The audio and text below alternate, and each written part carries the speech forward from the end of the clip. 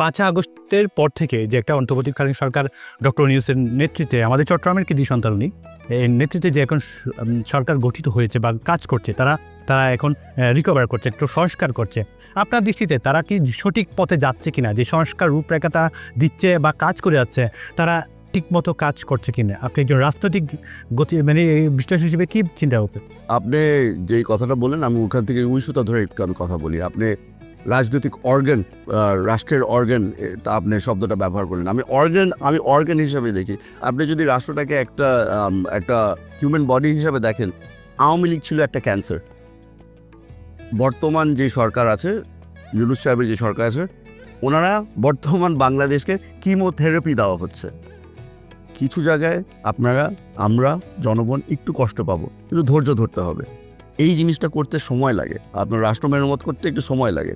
আর আওয়ামী লীগ এখন তো নাই, বাংলাদেশে তো আর আওয়ামী লীগ নাই। তো আমরা এখন বর্তমানে বলতে পারি যে বাংলাদেশ ইজ ক্যান্সার ফ্রি।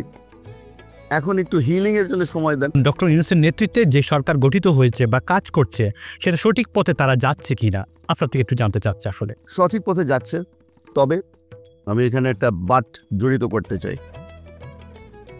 একটা লার্নিং কার্ভ আছে। আপনার যারা বর্তমানে সরকার গঠন করেছে, যারা উপদেষ্টা আছে, তারা আগে কোনো সময় এই কাজ করেনি। তো এই কাজটা করতে ওদের শিখতেও একটু সময় লাগছে। তাদের নিজেদের একটা এজেন্ডা আছে, তারা যেই এজেন্ডার প্রতি তারা প্যাশনেট।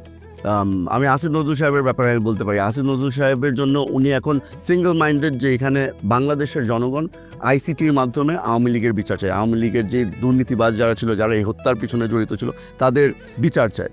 তো আসিফ নজরুল সাহেব এখন ওটার উপরে অনেক কনসেন্ট্রেট করছে। আর আমি মনে করি যে ওটা ঠিক কাজ করছে, তবে ওনার আরও কিছু রেসপন্সিবিলিটিস আছে। তো ওই জিনিসটা ওনারে কিন্তু বুঝে আসতে ওনার ওই একটু সময় দিতে হবে ওনাদেরকে। ওনার ওই লার্নিং কার্ভটা আমাদের একটু পেশেন্টলি দেখতে হবে। বড় ব্যাপার হচ্ছে সেই সময়টুকুকে বিভিন্ন রাজনৈতিক দল দিতে চাইলেও বিএনপি খুব কম একটা দিতে চাচ্ছে। বিএনপি চাচ্ছে এক্ষুনি নির্বাচন। এটা কি এরকম নয় যে কি আসলে খালি মাঠে ভুল দিতে চাচ্ছেন আপনারা? এরকম কিছু মাঠ তো খালি না। আপনি শেখ হাসিনা পালালো, শেখ হাসিনা তো একলা দল, ওইখানে তো আরো অনেক ধরনের দল আছে।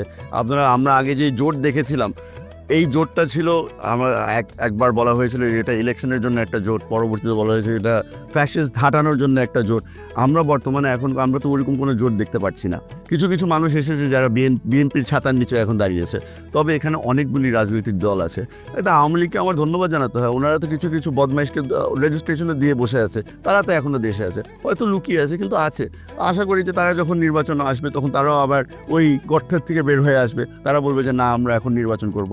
তখন দেখি